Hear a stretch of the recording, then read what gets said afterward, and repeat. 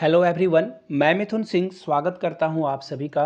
आशा करता हूं आप सभी बहुत अच्छे होंगे। तो चलिए आज हम लोग क्लास 1 to 5 के पर्यावरण अध्ययन यानी कि इन्वायरमेंट साइंस के आंसर की को देखेंगे। आंसर की के साथ साथ ये एक्सप्लेनेशन भी होगा ताकि आपको किसी भी तरह का कोई डाउट ना रहे। तो चलिए पहले प्रश्न के साथ शुरुआत करते हैं। उससे पहले आप लोगों से एक रिक्वेस्ट रहेगा, इस वीडियो को अपने जो सहयोगी शिक्षक हैं उन तक जरूर पहुंचाएं। अपने ऑफिस के ग्रुप में इस वीडियो के लिंक को जरूर शेयर कर दें ताकि वो भी सही आंसर की मिला सकें। अपने जो रिश्तेदार हैं, जो पारा शिक्षक हैं आपके, उन तक इस वीडियो को जरूर पहुंचाएं। एक लाइक का बटन जो आपको दिख रहा होगा वो दबा दें और पहली बार चैनल पे आए तो चैनल को सब्सक्राइब करते हुए जाइएगा। तो चलिए शुरू करते हैं वेरी फर्स्ट क्वेश्चन से। राष्ट्रीय हरित कोर का क्या उद्देश्य था? तो देखिए, जो यंग जनरेशन है उसको पर्यावरण और पारिस्थितिकी यानी कि इकोसिस्टम की नॉलेज देना था, एजुकेट करना था, उनको शिक्षा देना था। तो राइट आंसर क्या हो जाएगा? 51 का ए नंबर आपका करेक्ट हो जाएगा। चलिए आगे बढ़ते हैं अगले सवाल की ओर। वायुमंडल कितने परतों में विभाजित है? तो देखिए ये 5 परतों में विभाजित है। 5 परत कौन कौन से हैं मैं आपको बता दूं। पहला जो परत होता है उसे बोला जाता है क्षोभ मंडल। उसे क्या बोला जाता है? क्षोभ मंडल। पूरा नहीं लिखूंगा, साथ में मैं आपको बता देता हूं ये परत की मोटाई कहां से कहां तक होती है। 0 से 12 किलोमीटर तक होती है। किलोमीटर आप समझ लेना, यहाँ पे अधिक यहाँ स्क्रीन छोटा है आपको दिक्कत आएगी समझने में, इसलिए मैं 0 से 12 लिख रहा हूँ, आप किलोमीटर में समझ लेना। अगला है समताप, और समताप मंडल की जो हाइट होगी वो कितना होगा? समताप मंडल की जो हाइट होगी वो 12 से लेकर 50 किलोमीटर तक होगी। कहाँ तक होगी? 50 तक। तीसरा जो होगा दोस्तों आप लोगों के लिए वो होगा मध्यमंडल, और मध्यमंडल की जो मोटाई है वो होगी 50 से लेकर कहाँ तक? 50 से लेकर 80 किलोमीटर तक। तो 3 हो गए। चौथा देखिए क्या है? तापमंडल। चौथा क्या है? तापमंडल। तापमंडल की जो मोटाई है वो 80 से लेकर 700 किलोमीटर तक है। और आखिरी जो होगा वो होगा बाह्यमंडल, और बाह्यमंडल की जो मोटाई होगी, पता नहीं आप देख पा रहे हो या नहीं, but I am sorry, 700 kilometre से लेकर, आप मेरी आवाज़ को सुनना, 1,90,000 किलोमीटर तक इसकी लेंथ होती है। एक फोटो मैं यहाँ लगा देता हूँ, आप स्क्रीनशॉट फटाफट ले लेना। जब मैं एडिटिंग करूँगा तो आपको स्क्रीनशॉट दे दूंगा ताकि आपको कोई डाउट ना हो। तो 52 का राइट आंसर क्या हो जाएगा? Option number D. चलिए आगे बढ़ते हैं अगले सवाल की ओर, 53 की ओर। वाहनों से निकलने वाला प्रदूषित गैस कौन सी होती है? Carbon monoxide, carbon monoxide CO, carbon dioxide CO2, और जो नाइट्रोजन ऑक्साइड है NO वो है, या फिर हाइड्रोकार्बन है? तो देखिए इसका जो सही जवाब है वो होगा कार्बन मोनोऑक्साइड। तो इसका जवाब क्या है? Carbon monoxide. देखिए ये तो वाहनों के साथ निकलता ही है, जो व्हीकल हैं वहां से तो निकलेगा ही निकलेगा। साथ में जब आप कोयला जलाते हो तो भी कार्बन मोनोऑक्साइड होता है, और ये हार्मफुल गैस से आपकी मौत भी हो सकती है।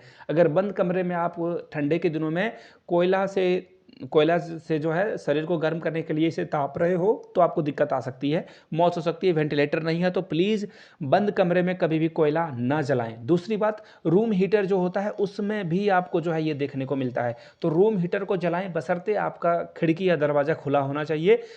जो ये कार्बन मोनोऑक्साइड है उसे बाहर जाना ज़रूरी है, ऑक्सीजन का अंदर आना ज़रूरी है। तो 53 का जो राइट आंसर होगा वो होगा ऑप्शन नंबर ए। आगे बढ़ेंगे अगले सवाल की ओर। बांध परियोजनाओं ने देश की विशिष्ट वनस्पतियों को नष्ट कर दिया यानी कि खत्म कर दिया है, ये किसका कथन है?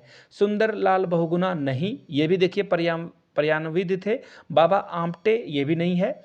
मेघा पाटेकर, देखिए ये मेघा पाटेकर ने पेड़ या पर्यावरण को बचाने के लिए बहुत काम किया है, सैल्यूट है इनके जज्बे को, स्पिरिट को। लेकिन सही जवाब है डॉक्टर माधव गॉड गिल, इनका जो ये सही जवाब है। चलिए आगे बढ़ेंगे अगले सवाल की ओर। झारखंड की सबसे लंबी नदी कौन सी है? लातेहार से ये निकलती है, और इसका जवाब जो है बराकर नदी नहीं है, स्वर्ण रेखा नदी नहीं है, दामोदर नदी इसका सही जवाब होगा। 55 का राइट आंसर क्या हो जाएगा? Option number B. चलिए आगे बढ़ते हैं अगले सवाल की ओर। समुद्रों में प्रदूषण का प्रमुख कारण क्या है? तो देखिए समुद्र में जब एक कंट्री से दूसरे कंट्री बहुत सारे जो जहाज़ों में तेल भरकर लाया जाता है, कभी कभी दुर्घटनाग्रस्त हो जाती है, तो ये जो तेलीय रिसाव है, ऑयल लीकेज, इसके वजह से जो है प्रदूषण फैलता है। और ऑयल जब ऊपर में परत बना लेगा तो नीचे ऑक्सीजन जाएगा नहीं और जलीय जीव मर जाते हैं, इकोसिस्टम फेल हो जाता है, अंदर में जो पेड़ पौधे हैं उनको नुकसान पहुंचता है। तो 56 का राइट आंसर क्या हो जाएगा? Option number A. चलिए आगे बढ़ेंगे अगले सवाल की ओर। नेक्स्ट क्वेश्चन आपके सामने ये रहा। एक्वीफर का संबंध किससे है? तो जो ग्राउंड वाटर है, भूमिगत जल है, उससे इसका संबंध है। 57 का राइट आंसर क्या हो जाएगा? Option number D. चलिए आगे बढ़ेंगे। समुद्र के किनारे उगने वाले पौधे या वृक्ष को क्या कहते हैं? तो इसे जो है हेलोफेट कहते हैं, यानी कि लवणोविद कहा जाता है। तो 58 का जो राइट आंसर है वो हो जाएगा ऑप्शन नंबर सी। आगे बढ़ेंगे अगले सवाल की ओर। निम्नलिखित में से कौन सा पर्यावरणीय परिवर्तन के प्रति संवेदक जो है संवेदनशील है, सेंसिटिव है? तो इसका जवाब है उभयचर। उभयचर में जैसे मेढक आ गया, मेढक जो है त्वचा से सांस लेते हैं, स्किन से सांस लेते हैं। अगर कुछ भी इकोसिस्टम में प्रॉब्लम आती है, पर्यावरण में दिक्कत आती है, तो सबसे पहले यही विलुप्त होंगे। तो राइट आंसर क्या हो जाएगा 59 का ए। अगर बरसात के समय में आपके आसपास मेढक नहीं दिख रहे हैं तो इकोसिस्टम आपका खराब हो रहा है। आगे बढ़ेंगे 60 की ओर। निम्नलिखित में से कौन सी समिति पर्यावरण कानून के सुधार के लिए बनाई गई थी? यानी कि पर्यावरण के जो कानून है उसमें क्या पेचीदगी है उसे ठीक करने के लिए एक समिति का गठन किया गया था, जिसका नाम देखिए कस्तूरी रंगन समिति जो है ये न्यू एजुकेशन पॉलिसी की जो है ये समिति है और इसके अध्यक्ष यही थे। इसरो के जो है एक्स ये चेयरमैन रह चुके हैं। लेकिन इसका जो सही जवाब है वो होगा सुब्रमण्यम समिति। सुब्रमण्यम समिति बनाई गई थी ताकि पर्यावरण को जो नुकसान हो रहा है उससे बचा जा सके। कार्बन डाइऑक्साइड को ग्रीन हाउस गैस क्यों कहते हैं? देखिए जो कार्बन डाइऑक्साइड है ना ये टेम्परेचर को पकड़ कर रखता है, जिसके वजह से इसे ग्रीन हाउस गैस कहते हैं। यानी कि ये उष्मा को क्या कर लेता है, ऑब्जर्व कर लेता है, हीट को ऑब्जर्व कर लेता है। 61 का राइट आंसर क्या हो जाएगा, ऑप्शन नंबर ए। आगे बढ़ेंगे। शैवाल जो है खाद्य श्रृंखला का एक महत्वपूर्ण भाग है। आपको बताना है कि ये क्या है, प्रोड्यूसर है या कंज्यूमर है या फिर डिकम्पोजर है? तो इसका सही जवाब है ये उत्पादक है, प्रोड्यूसर है। ये क्या है, प्रोड्यूसर है। आगे बढ़ेंगे। झूम खेती। देखिए झूम खेती पहले क्या होता है ये जान लो। सपोज कर लो कि आप देवघर जिला के रहने वाले हो। देवघर जिले में आपकी जो ज़मीनें हैं आपने एक बार खेती करी और आपको लगता है कि नहीं अब इसे एक साल के लिए छोड़ देते हैं। आपके पास जामताड़ा में भी ज़मीन है तो आप जामताड़ा में खेती कर लेते हो और इसी दौरान वहाँ पे बहुत सारे जो है छोटे मोटे झाड़ियाँ उग गई है, पेड़ उग गए हैं, तो आप उसे आग लगा देते हो। उसके बाद क्या होता है, उस राख से जो है ज़मीन फर्टाइल हो जाता है और फिर आप खेती करते हो। लेकिन फायदा तो है, इससे क्या होगा, जमीन की उर्वरकता जो है वो बढ़ेगी। बट नुकसान क्या होगा, पर्यावरण को ये नुकसान पहुंचाएगा और जो पेड़ पौधे के कटने से इकोसिस्टम पर प्रभाव आएगा वो तो आएगा ही आएगा। धुएं की वजह से पर्यावरण प्रदूषण होगा ही होगा। तो 63 का जो आंसर है वो होगा बी। पर्यावरण के लिए ये हानिकारक है। भले जमीन के लिए ये ठीक है बट पर्यावरण को नुकसान पहुंचाता है। मानव शरीर की सबसे छोटी हड्डी, देखिए सबसे बड़ी होती है हड्डी फीमर जो कि जांग की हड्डी है, सबसे बड़ा हड्डी इसे कहा जाता है। लेकिन सबसे छोटी होती है स्टेपीज जो कि कान की हड्डी होती है। सबसे छोटी हड्डी कहाँ होगी, कान में आपको मिलेगी। राइट आंसर आपका हो जाएगा 64 का सी नंबर। चलिए आगे बढ़ेंगे अगले सवाल की ओर। मार्बल कैंसर की घटना का कारण क्या है? ताजमहल के आसपास के फैक्ट्रियों को बंद कराया गया है, क्यों? ताकि वहाँ पे एसिड रेन ना हो, अम्लीय वर्षा ना हो, और अम्लीय वर्षा होने के कारण ये मार्बल के साथ जो है रिएक्ट करता है और मार्बल के रंग को पीला कर देता है।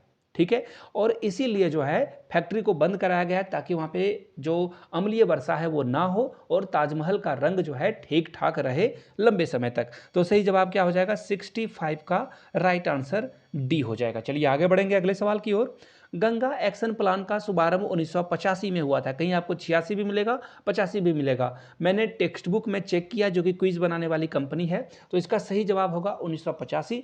राजीव गांधी के द्वारा जो है गंगा एक्शन टास्क जो प्लान है वो जो है अप्लाई किया गया था राजीव गांधी के द्वारा। तो राइट आंसर क्या हो जाएगा, 66 का डी हो जाएगा। चलिए आगे बढ़ेंगे।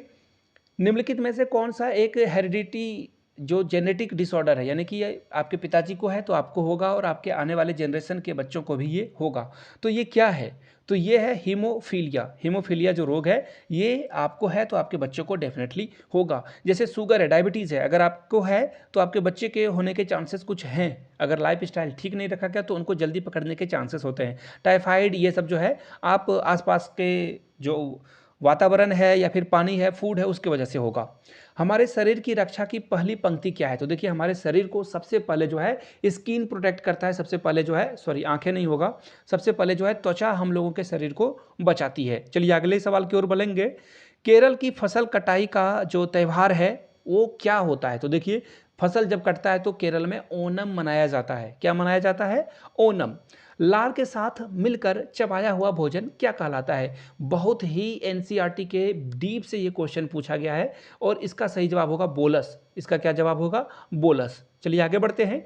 दैनिक मौसम परिवर्तन निम्नलिखित में से किस मंडल में होता है? तो मैंने आपको बताया था क्षोभ मंडल में ये होता है। कहाँ होता है? क्षोभ मंडल में। और क्षोभ मंडल की लंबाई कितनी थी? 0 से लेकर 12 किलोमीटर तक। और सबसे अधिक जो मोटाई है वो बाह्य मंडल की है, जिसकी लंबाई 700 से लेकर कितनी होगी? 1,90,000। 1,90,000 इसकी जो है मोटाई है। चलिए आगे बढ़ते हैं। भारत में सर्वाधिक ऊर्जा किस स्रोत से प्राप्त होती है? तो देखिए हम लोग कोयला बहुत जलाते हैं, बिजली आपको कोयला जलाकर ही मिल रही है, तो ताप विद्युत का हम लोग सबसे ज़्यादा इस्तेमाल करते हैं, थर्मल पावर का सबसे ज़्यादा इस्तेमाल किया जाता है।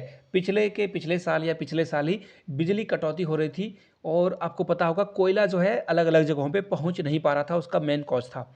खाद्य श्रृंखला में सबसे पहले कौन आता है? तो देखिए सबसे पहला जो प्राइमरी सोर्स है वो है प्लांट।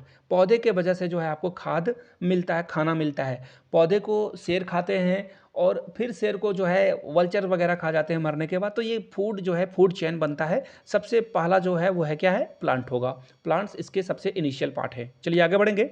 निम्नलिखित में से कौन सा एक पैरासाइट है, परजीवी है? देखिए एक मूवी आई थी पैरासाइट, वो आप जरूर जाकर ढूंढ लेना। बाय द वे मैं ट्विटर पे हूँ, सॉरी ट्विटर पे तो हूँ ही, बट इंस्टा पे भी हूँ, यहाँ पे भी हूँ। तो टेलीग्राम पे आप आई मिथुन सिंह पे मुझे अगर टेक्स्ट करते हो तो मैं आपको इस मूवी की लिंक दे दूंगा। ये पायरेसी है, इलीगल है, बट सॉरी, बट ये मूवी आपको जरूर देखनी चाहिए। ऑस्कर विनिंग मूवी है ये। तो देखिए पैरासाइट का काम क्या है कि किसी के शरीर में रहकर उसी के शरीर से फूड लेना, शेल्टर लेना, यानी कि उसी के घर, उसी शरीर में रहना और उसी को नुकसान पहुंचाना, इसे बोलते हैं पैरासाइट। तो देखिए पैरासाइट का सबसे अच्छा एग्जाम्पल क्या है? कैसकट, यानी कि हिंदी में जो है उसे कुसकुटा भी बोलते हैं। ठीक है, चलिए आगे बढ़ेंगे।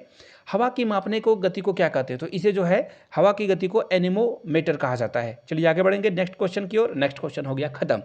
तो चलिए वीडियो यहाँ तक आपने देख ली है तो नीचे कमेंट सेक्शन में जय हिंद जरूर लिखिएगा। वीडियो आप जिस जिले से, जिस प्रांत से देख रहे हैं, जिस गाँव से देख रहे हैं, कस्बे से देख रहे हैं, नीचे कमेंट करके जरूर लिखिएगा आप वीडियो को कहाँ से देख रहे हैं। चलिए मिलते हैं किसी और वीडियो में। जो भी आपका सब्जेक्ट है नीचे कमेंट कीजिए, उसके ऊपर वीडियो बनाई जाएगी। Thank you so much. Like share subscribe जरूर कर दीजिएगा।